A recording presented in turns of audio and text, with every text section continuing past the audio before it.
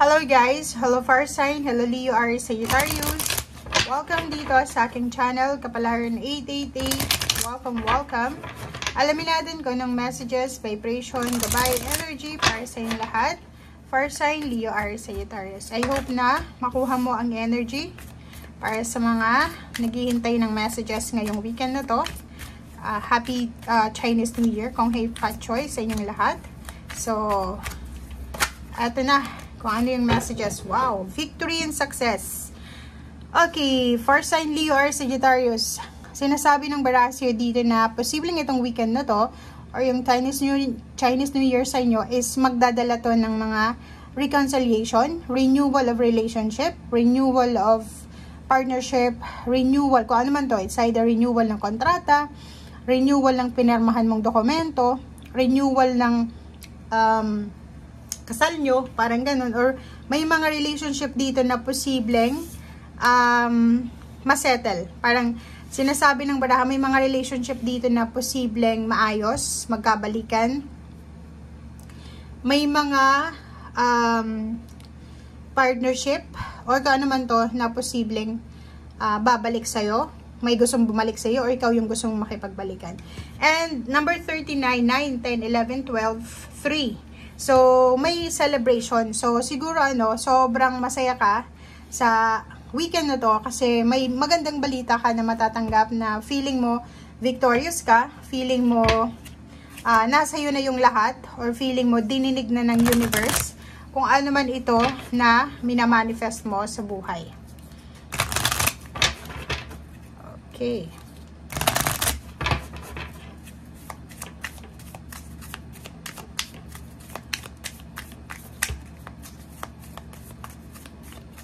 Fire Sign, Leo, Aries, Sagittarius. Fire Sign, Leo, Aries, Sagittarius. Okay, first card dito sa isang tarot deck is Your Soul Whispers Love, Your Ego Shouts Fear. So, first card natin is hindi magkatugma kung ano yung sinasabi ng puso mo and yung isip mo. Alam mo, yung ego natin is isip natin to eh. Yung soul natin is heart natin to. So, medyo imbalance ka. Okay?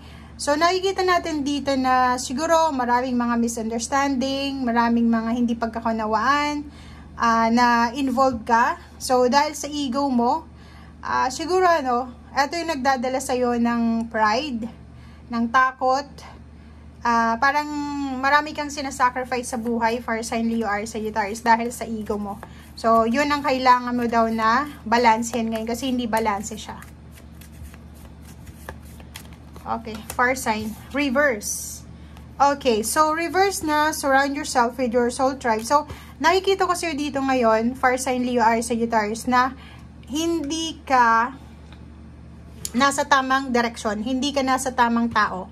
So, ibig sabihin, yung mga kausap mo ngayon na kinukonsider mo silang family member, close friends, mga friends mo siguro sa social media, Instagram, Facebook, or kung ano man na, or kung sino man, o kung saan man galing itong mga nakasurround sa'yo, nakapaligid sa'yo, sinasabi sa'yo ng barahan na hindi mo sila ka-energy. Hindi pareho yung vibration mo. So, pwedeng, ang ibig sabihin niya is, nasa tamang, or hindi ka nasa tamang direction, hindi ka nasa tamang circle of energy. So, yung energy na nakapaligid sa'yo ngayon is medyo nagbabadya siya ng negativity.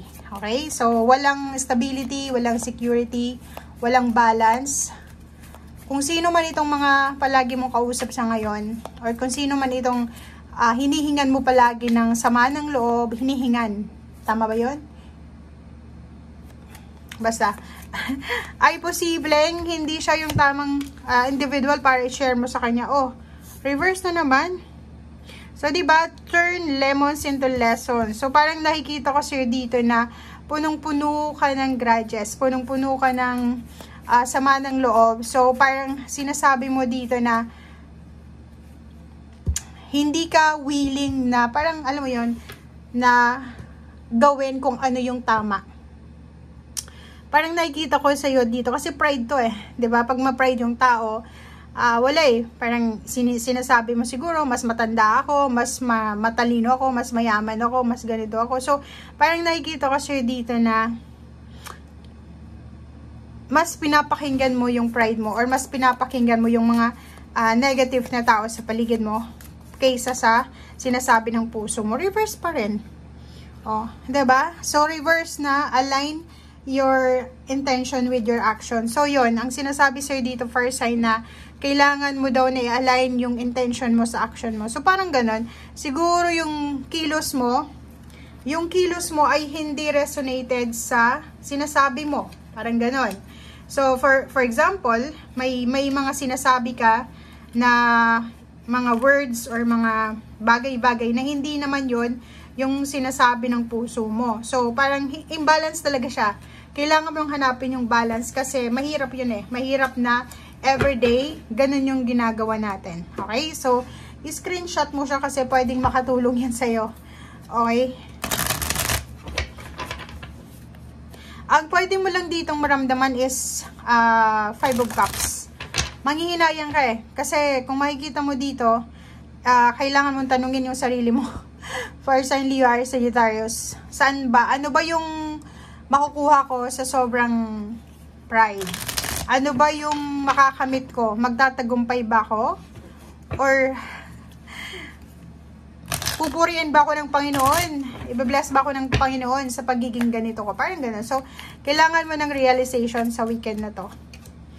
Okay.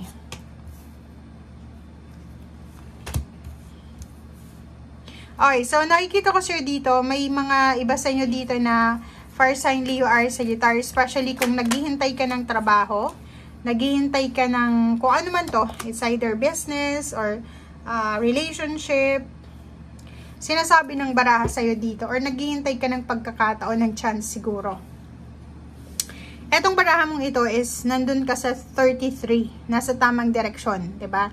If for example, 3 years ka nang naghintay, 6 years, 6 months, 3 months, ano ba, 2 years, sinasabi ng baraha sa'yo dito na, parating na yung new beginning sa buhay mo, parating na yung pagbabago sa buhay mo, yung financial wish mo, yung material, and then yung prosperity na abundance na minamanifest mo, ay posibleng ibigay yan sa'yo. Pero ang pinaka-warning sa'yo dito ng baraha is, mag-iingat tayo sa mga pipilian natin sa buhay. Okay? Kasi kung makikita mo tong 7 of Cups, ang daming mong unrealistic na friends, unrealistic connection, unrealistic goals na kailangan mong alisin sa buhay mo. Kung gusto mo daw ng tahimik na buhay, gusto mo ng medyo kalmadong pamumuhay, kailangan mong, unang-una, huwag yung reputasyon natin yung kailangan natin na i-focus. I-focus mo kung ano yung laman ng puso mo. Okay? And dito sa barahang to, sinasabi na may mga tao sa buhay mo ngayon na hindi sila totoo sa'yo. 'Di ba? Parang, siguro pinagtatawanan ka lang nila sa mga sinasabi mo, or pinagtatawanan ka ng, parang sinasakyan nila kung ano yung ginagawa mo sa ngayon. So, comment down below if resonated ka. Thank you guys. Bye!